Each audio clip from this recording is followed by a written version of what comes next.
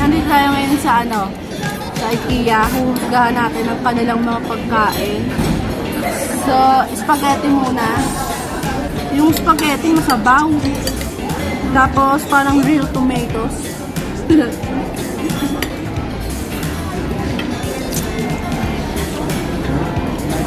Maasim.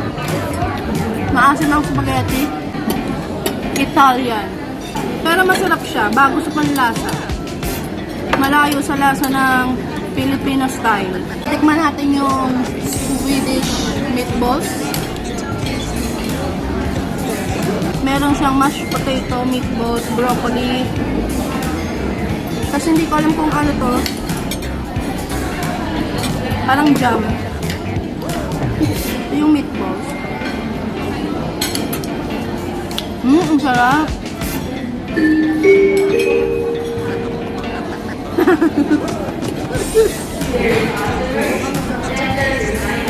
Yung meatballs niya malaman, yung lasa ng gravy sakto lang, di maalat, hindi rin matabang.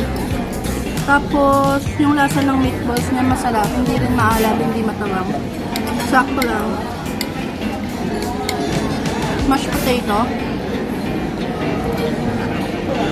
masarap din yung mashed potato.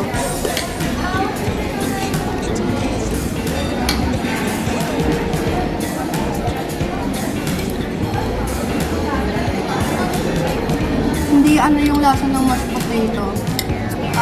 Hindi nakakauta. Tikman natin yung garlic bread.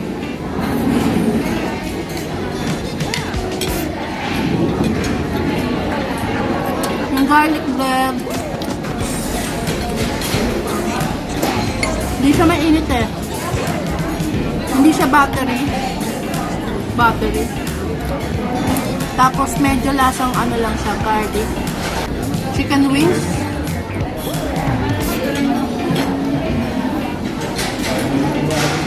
Parang may lasang cinnamon. Kung hindi cinnamon, nutmeg. Yung wings. Pero masarap siya. Iba sa dila. Malambot din.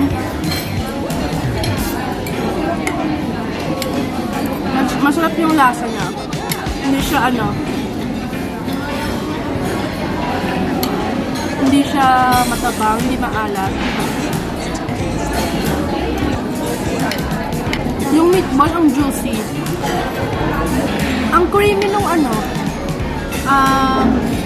mashed potato.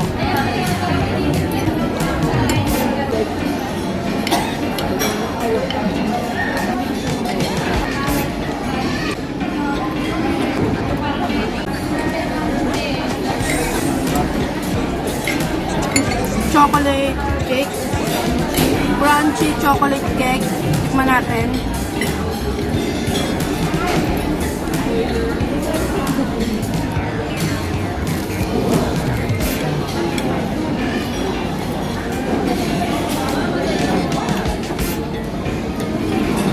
Lasang Nutella.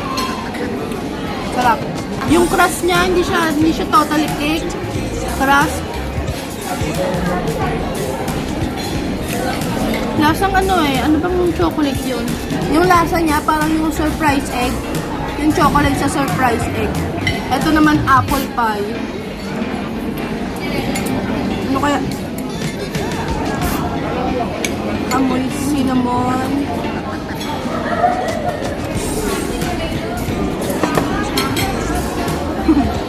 Ayoko talaga niyan. Medyo maasim. May cinnamon din. Lasang cinnamon. Hindi ko trip talaga apple pie. Masarap yung chocolate.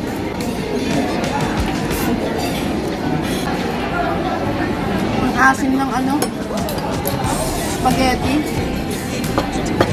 Tapos hindi siya cheesy. So, ayun na. Yun ang aking honest thoughts dito sa pagkain ng IKEA. And meron din akong video sa IKEA. Pero Panoorin nyo lang siya. Hindi na ako nagsaltado ng nagsalta. Panoorin nyo na lang siya. And yun. So, dito na nagtatapos tong video to. Adios!